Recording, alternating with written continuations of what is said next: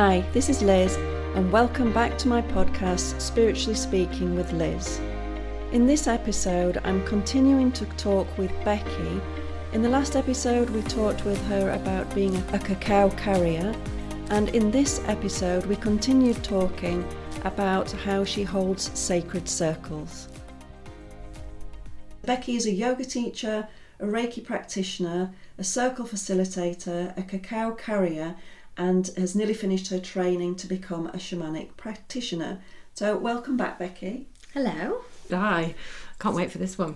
This time, well, I wanted to ask you, because I've seen it on your Instagram with all your photos and your little description about the sacred circle, but what is a sacred circle? Oh, okay. So a sacred circle to me is a sacred space, and the reason I call it sacred is that it is a space where women come and sit, where we open the space by inviting in the ancestors and elements and Mother Earth and Grandmother Moon and all the beauty that is above us and around us, and it's a held space by each and every woman who sits in that circle. So for somebody who doesn't know, what does held space mean? Okay, that's a very good question. So a held space is somewhere where you can sit and feel comfortable with the fact that because a sacred circle is somewhere where you speak your truth or you tell your story, or we might have a theme around letting go, and maybe it's what you need to let go of. So a held space is a space where you feel comfortable enough to be able to tell your story.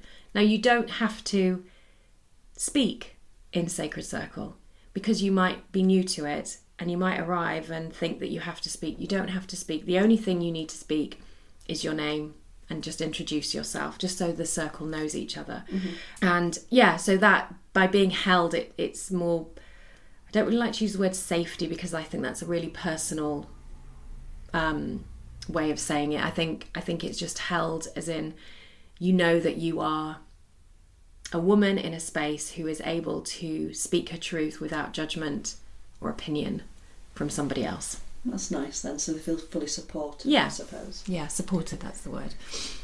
How did you discover sacred circles? What makes you host them? Oh, well, it's a very interesting and funny story. Might not be interesting, but I felt really called to sit in circle, which is really strange, because throughout my life, I've never felt like I belonged with women. Mm-hmm. And that's coming from me, not all my lovely friends out there, but I've always felt uncomfortable and slightly on edge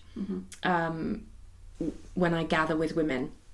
And so to be called to sit in circle with women was really strange.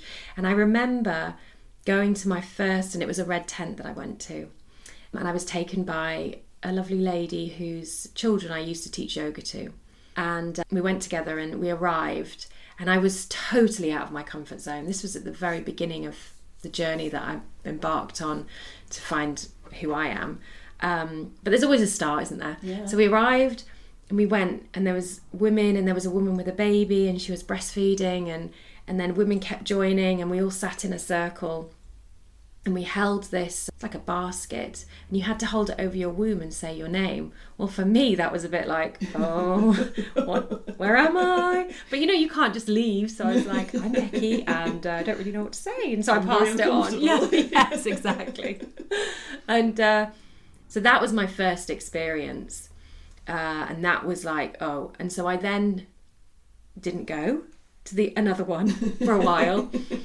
But then where I live, there was another circle held by a lovely woman who actually now comes to my circles. It's really interesting how it works.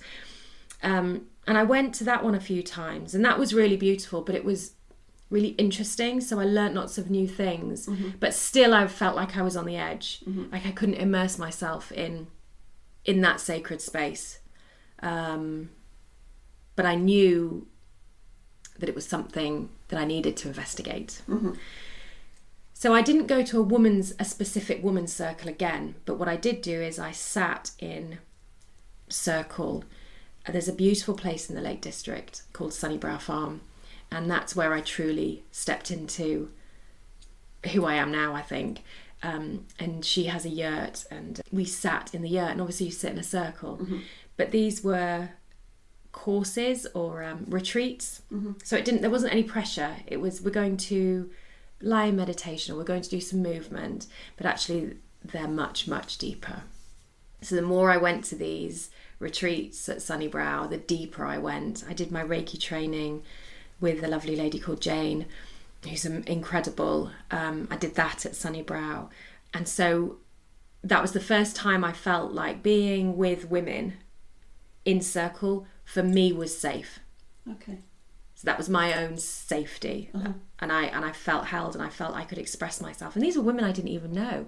Wow. Isn't that strange? Yeah. It is and it isn't. I think sometimes you can be a bit more vulnerable with people you don't know because there's no history there with you. You don't know them. Yeah, and there was never any judgment. Someone might come up to the end and say, "Oh, you were really brave," or "What a story," and you might say the same to somebody, but there was never anybody who said, "Oh well, I wouldn't have done that. I would have," or "I did this," or it was just, it was like an unknown, not a rule, but an unknown. Yeah, I have to say rule, I suppose, that you just didn't do that. It's about empowering rather than disempowering. It didn't need to be said. It was just, that was it. So that was my kind of journey into circle. Okay. But yeah. And then so now you've led on to do your own. Would you say that doing your own, you've brought in elements from all the ones that you've done and sort of made it the Wild Ways circle, so to speak, so it's unique to you? Yeah, and I think that's with every circle. Mm-hmm. I think you will find, if you're looking for a circle, you will find the one that's right for you. My circles are very ceremonial. I have an altar in the middle, so I place a candle and each of the elements, and if we're doing about heart opening, I might put some roses or some rose quartz. And I feel like the altar is a place where everyone places their intentions for that ceremony or that circle. Other places, you might go to a circle and they might just sit and tell stories of what's happened to them that week. Mm-hmm. They don't have to be really deep, and you don't have to go there and cry. They can be full of joy as well. So for me, I have the women's circle, and then I also do a drumming circle, which is amazing. I love that. So each woman has a drum, a shamanic drum or rattle, and we drink cacao first, and then we drum our intentions into the altar, and then we all just drum, and there's no set tune or set beat. We just drum, and each and every woman in that circle expresses themselves through drumming. So it's not, you don't have to speak. It's just all about expressing yourself through, we use our voices. Whatever rises, you might want to get up and move around, you might want to stay, you might want to just lie down and feel a vibration over you. So that's the drumming circle. And I've also just incorporated a creative circle, which is really mindful, because I love weaving and macrame, and I find like tying knots is just so satisfying. Mm-hmm. And then at the end of it, you're like, oh, and if it's not that good, it doesn't really matter. But that's also another way in for women who don't really want to do the spiritual side of a circle. Yeah. So it's more of a, let's sit in circle, we drink tea, we have some lovely herbal teas, we sit and we just create and we chat. And we chat about, oh God, I'm terrible at this. And then, it's just... Yeah, it leads on to this. Yeah, it leads on to... there is still like a little ceremony. I do an opening meditation, so we're all grounded and everything. But it's more about creating something. And you can go home and you can be proud of it. And I love that too. I think that's a good sort of way. It's like an intro level without putting it down. Yeah. So a woman might come to that, do a bit of crafting, really enjoy the meditation. It's not been anything she's really done before, and thought, actually, I quite like this. And then find out about the other circles that then are that progression to go deeper. Yes. Yeah, and I think that's how you would start. I think I was thrown in right at the deep end with a red tent. I mean, at this red tent, we also made fabric yonis, as well. So like, Oh. yeah, it was. I was On like, your first go. I don't even know what that is. It's a vagina. I was like, oh my god. On your Okay, first one? on my Wow. first one. So I was really thrown in. So just what's the red tent, just so people know? I don't really know much about red tents, but I do know that hundreds of years ago, thousands of years ago, there used to be red tents in our communities, and that is where a woman would go when she was bleeding. And she would sit in there and with other women who were bleeding, and they would tell stories, and it was more like a rite of passage. So now the red tent isn't like that, but it is an honouring of a woman who is bleeding, who is going or has. So you'd start a red tent when you on your first bleed. So it goes from your first bleed all the way through to when you've had your last bleed and then you become the wise woman. So a red tent is a place where you can again just be who you are. I'm not really sure of what the difference is, but I know that the history behind it, and so there are lots of red tents out there. Right, so they're held all over the country. Different people doing. Yeah. Right. I have heard of them. I've never been to one, to be honest. What would you say the women that come to your circle? Why do they come? Do they just come to be with other women? Do they feel the call into it like you did? Is it a mixture? I suppose it'd be a mixture of everything, wouldn't it? So what type of reasons will women come?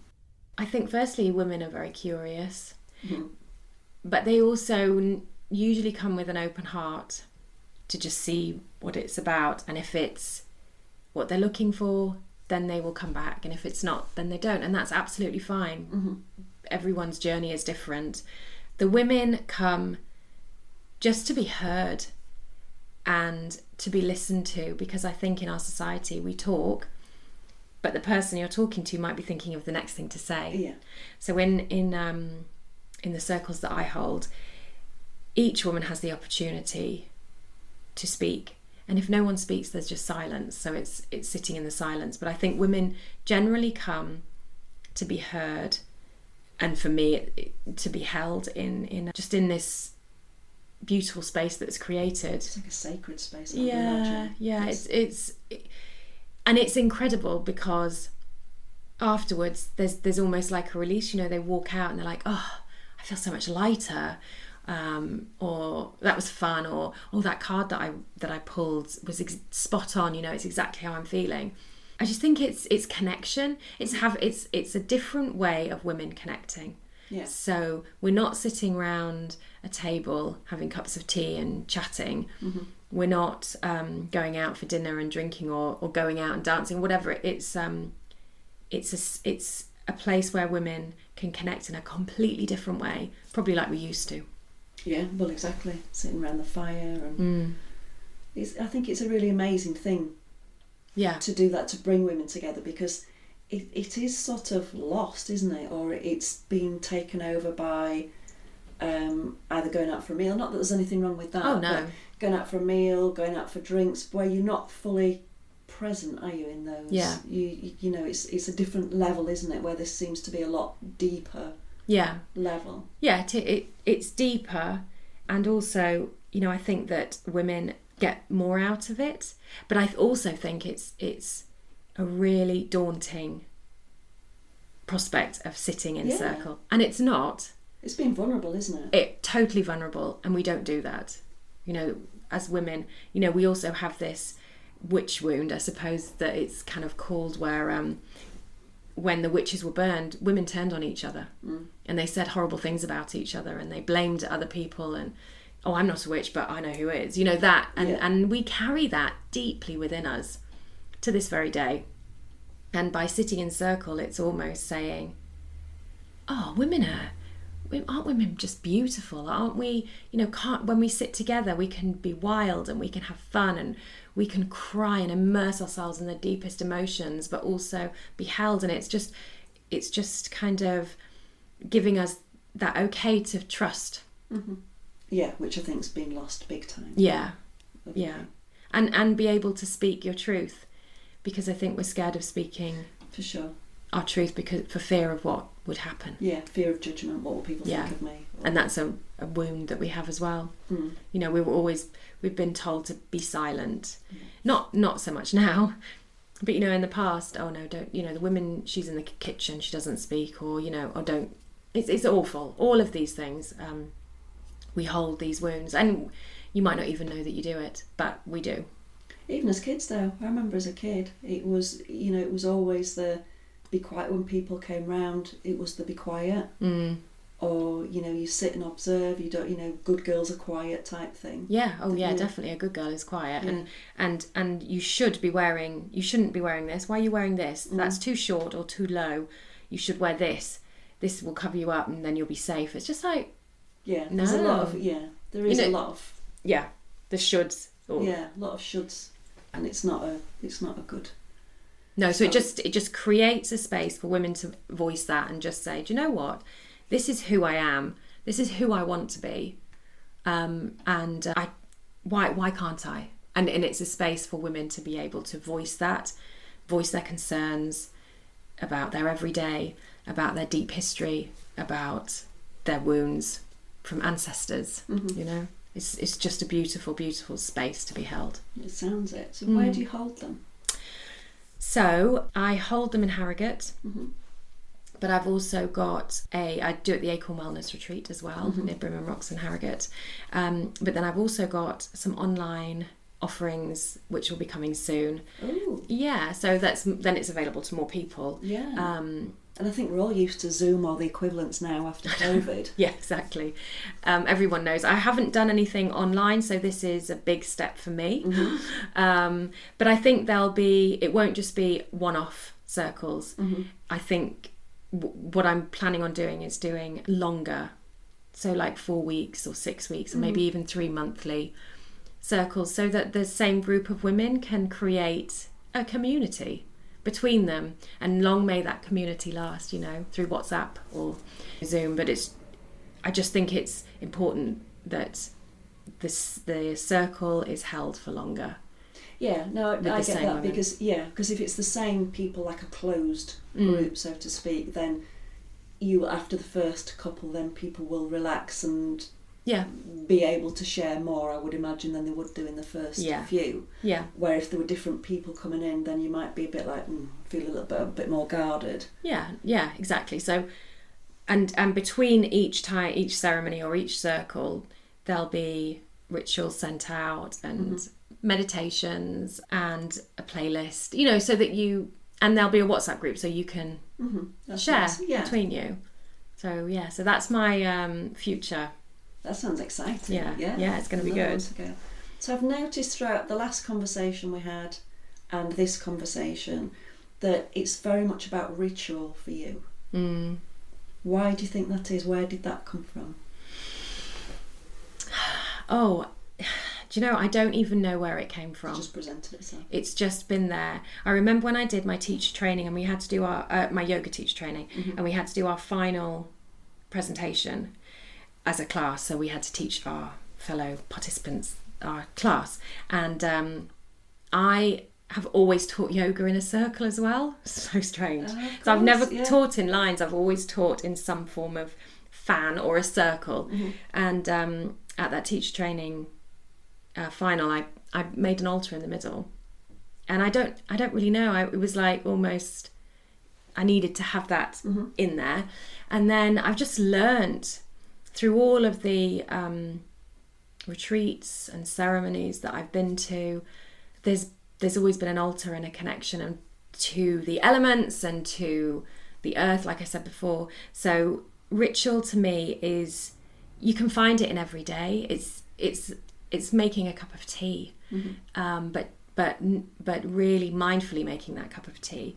I love to offer back now, so it's something that's just come.